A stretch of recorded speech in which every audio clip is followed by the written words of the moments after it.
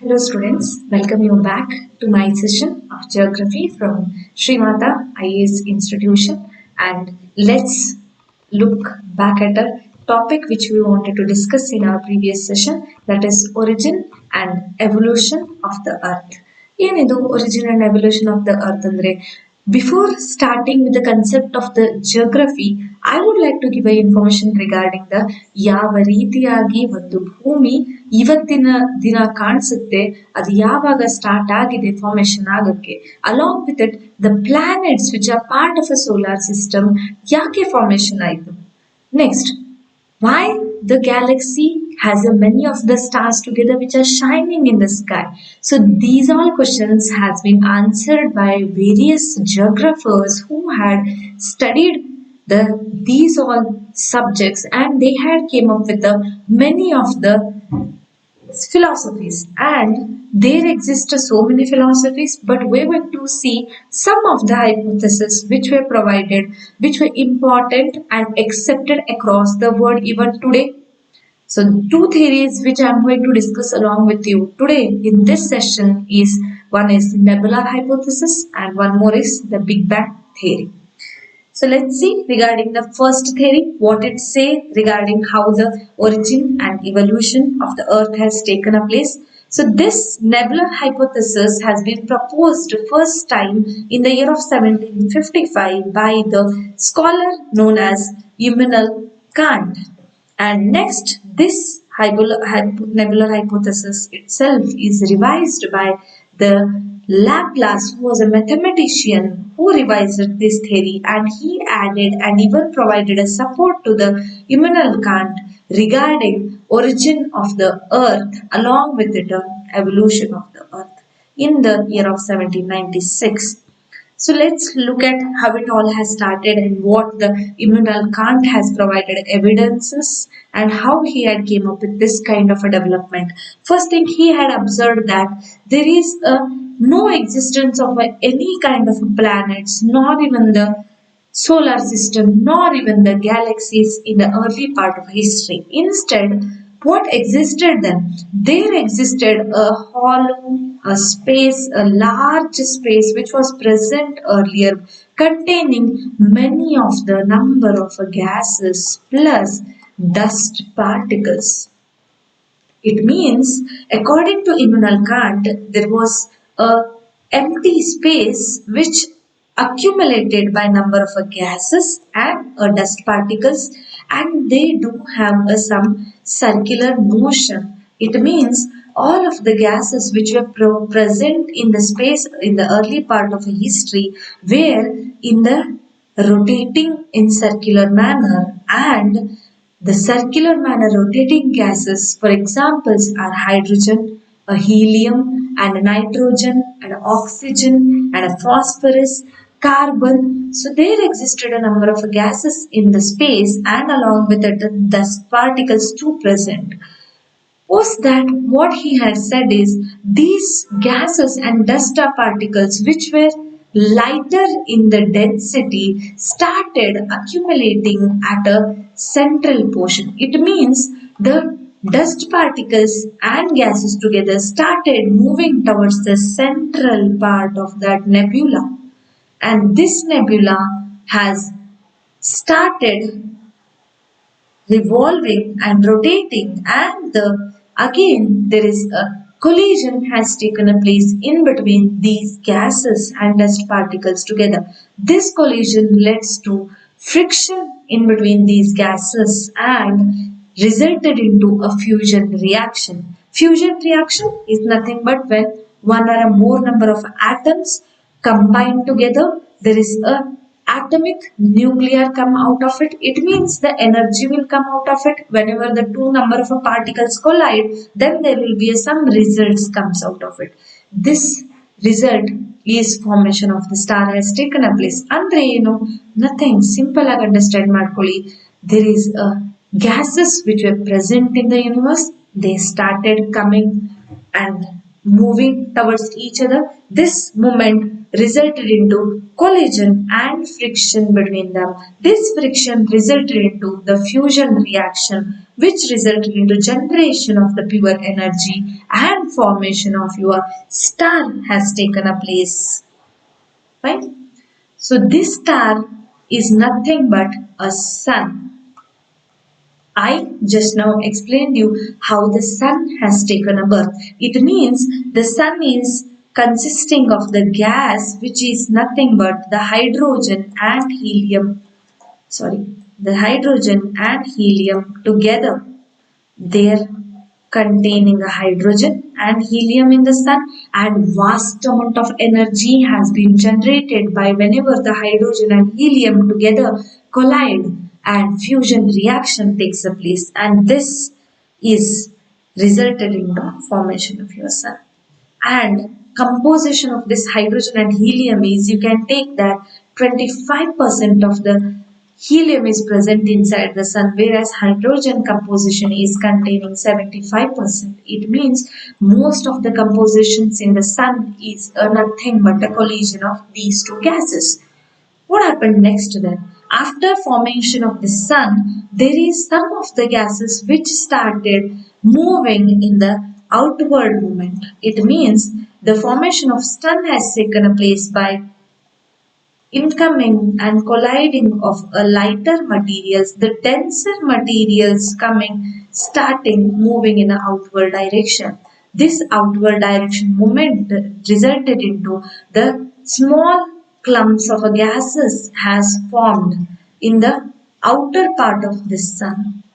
This small clumps of gases, again what they are formed of, they are nothing but again number of gases together. It means the heavier, the denser the material, they moved inside, and the lighter the material, they came outside and formed the clumps of gases, and they resulted into formation of your various planets.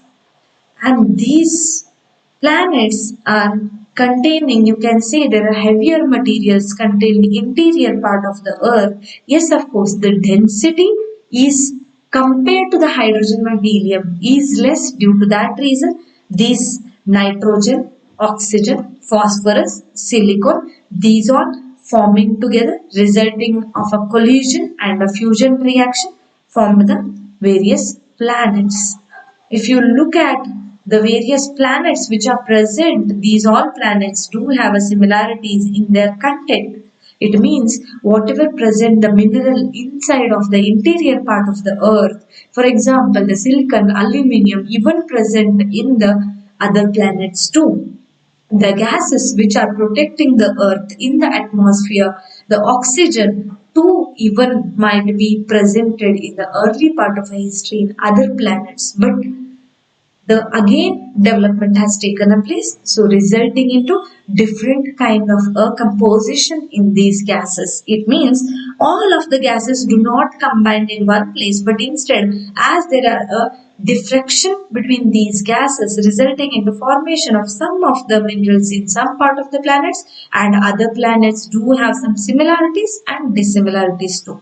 So when this has taken a place a million and a billion years ago. It is not a recent development, but instead the origin of this galaxies has taken a place a number of billions of years together.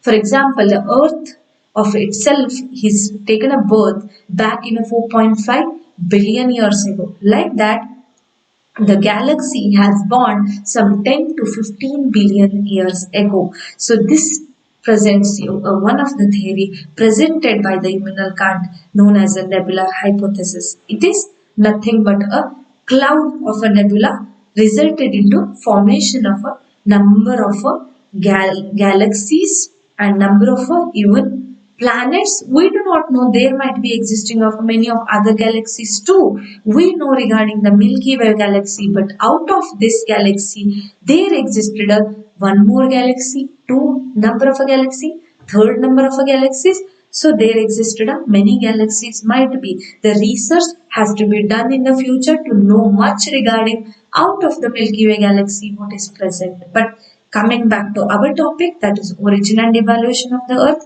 Evolution of the earth is resulting in the formation of the cloud, and this cloud resulted into the planets. This is the theory propounded by the nebular hypothesis, Immanuel Kant. Next theory, that is the Big Bang theory. What is this Big Bang theory? This is a modern theory. It means it came after the nebular hypothesis. Here, the geographers, many of the geographers together, had taken a different view than the nebular hypothesis. Nebular hypothesis is resultant of a many of the gases together, whereas Big Bang theory, before this theory has purported, there is nothing existed. After this occurrence of Big Bang, there is a large number of action has taken a place, resulting into formation of the planets, a solar system. How it has taken a place? There is a evidence has been gathered by the telescope named as Hubble telescope. Why we are moving towards this telescope is because the Hubble, the name itself comes from the one of the theorists who had propounded the increasing space between the galaxies. It means there exists a one galaxy, there exists a second galaxy, there exists even a third galaxy, and the distance between these galaxies together is continuously increasing. This has been found out by one of the scholar named as Edwin Hubble. Edwin Hubble back in the 1920 itself has said that there is a one kind of a movement existed between the galaxies which is resulting into increasing the distance between the galaxies. And this has been post studies proven that yes, of course, the galaxies is increasing in the distance between them. Right? So, to make you understand this concept very easily, how the galaxies are moving away from each other and providing a distance between, increasing the distance between them is a simple example taking as to make you understand the balloon itself. The balloon, whenever before blowing air inside of that balloon, what will happen if you take a one pen and mark a point on it, then what will happen? It resulted into whenever you blow this balloon, this blown balloon results into increasing the distance. It seems like wherever you marked this points, there is an increased distance between them. Why? Because the air has been blown inside of this balloon. Like this, due to continuous evolution of the number of particles between these galaxies, there is a distance is continuously increasing between them.